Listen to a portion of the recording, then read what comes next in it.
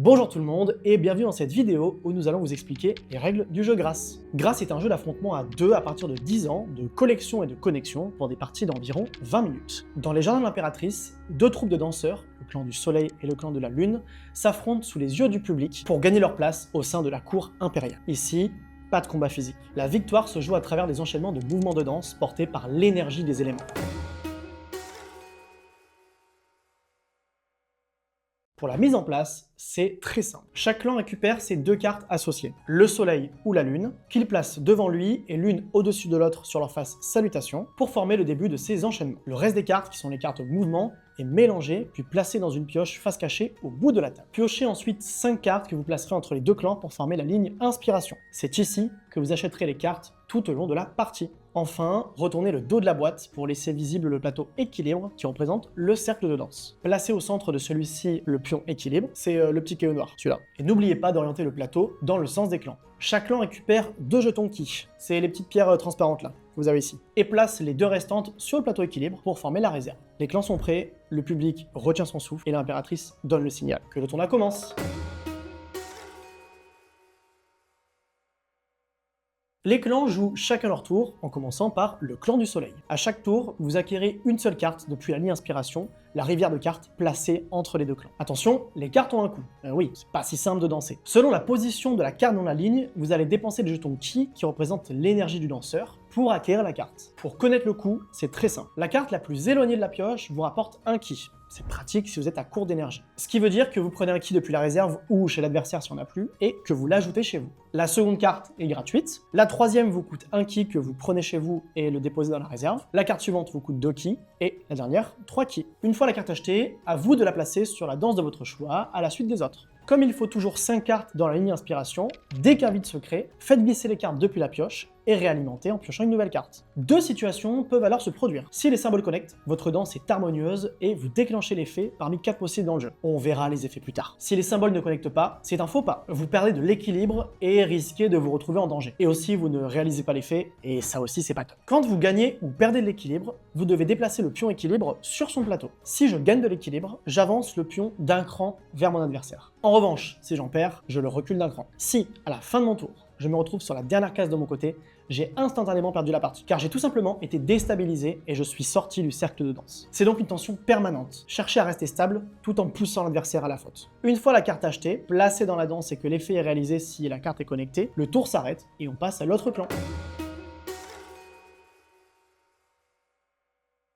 Imaginons que les tours s'enchaînent et que la pioche s'épuise avant qu'un clan ne soit déséquilibré. À ce moment-là, la partie s'arrête et c'est le public qui départage les clans. Comment? Grâce aux points que rapportent les cartes. Les cartes mouvement rapportent toutes des points. Les cartes de base, identifiables grâce à leur contour transparent, rapportent chacune un point. Les cartes grâce, identifiables grâce à leur fond de couleur, leur effet spécial et surtout parce qu'elles brillent, rapportent chacune 2 points. Seulement, pour marquer les points, il faut les mériter. Pour cela, je peux, au début de mon tour, avant d'acheter une carte, décider de terminer une danse pour mettre de côté les cartes qui me rapporteront des points à la fin de la partie. Pour cela, je dois d'abord saluer le public. Je défausse obligatoirement une carte parmi celles-ci. Ensuite, je dois me reposer. Ouais, je me suis quand même bien dépensé. Je ne garde qu'une seule carte par couleur. Tous les doublons sont défaussés. Dans ce cas-là, j'aurai donc tout intérêt à garder ma carte grâce puisqu'elle me rapportera 2 points, tandis que celle de base ne me rapportera qu'un. Une fois ces étapes réalisées, je mets de côté mes cartes pour gagner leurs points à la fin de la partie, si la pioche est épuisée. Si le clan du soleil sort la dernière carte de la pioche, alors il restera un dernier tour à la lune. A l'inverse, si la lune épuise la pioche, la partie prend fin immédiatement. Ainsi, tout le monde aura joué le même nombre de tours.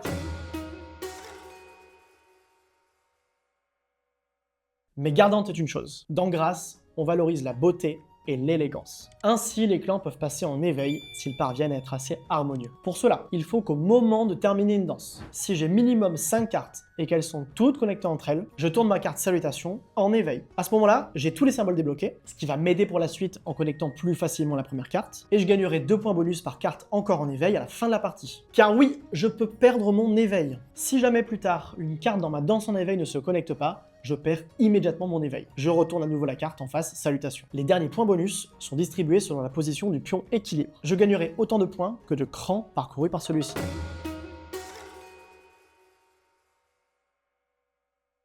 Bon, maintenant, il faut que je vous explique les effets. Pour rappel, ils se déclenchent au moment où deux symboles se connectent dans une danse. À ce moment-là, on réalise immédiatement et obligatoirement l'effet indiqué par le symbole. Ils sont au nombre de 4 et les voici. Gagnez un équilibre en déplaçant le pion équilibre d'un cran vers votre adversaire. Défaussez n'importe quelle carte de la ligne inspiration, puis réalimentez cette dernière en décalant les cartes au-dessus et en piochant une nouvelle carte. Décalez légèrement vers vous une carte de la ligne inspiration afin de la protéger. Votre adversaire ne peut ni acquérir ni protéger ce mouvement à son prochain tour, mais il peut agir dessus via l'effet défaussé. Au début de votre prochain tour, replacez la carte en alignement avec les autres. L'effet est terminé. Il ne dure que pendant le prochain tour de l'adversaire. Si une carte située en dessous de la carte protégée est achetée, elle glisse vers le bas comme toutes les autres. Gagnez un ki, soit depuis la réserve, soit chez l'adversaire s'il n'y en a plus en réserve. Expliquer cet effet est le bon moment pour vous mettre en garde sur une chose. Si vous dépassez 3 ki chez vous, que ce soit en réalisant cet effet ou en achetant une carte dans la position vous offrant un ki, vous passez en surcharge et perdez donc de l'équilibre. Tout ki que vous gagnerez au-delà du troisième vous fera perdre à nouveau de l'équilibre. À vous de faire attention pour ne pas vous déséquilibrer en voulant trop accumuler. En résumé, Grâce est un duel d'élégance où la tension règne. Votre objectif, créer les enchaînements les plus harmonieux, accumuler des points et surtout déplacer l'équilibre pour faire vaciller votre adversaire et remporter le tournoi de l'impératrice.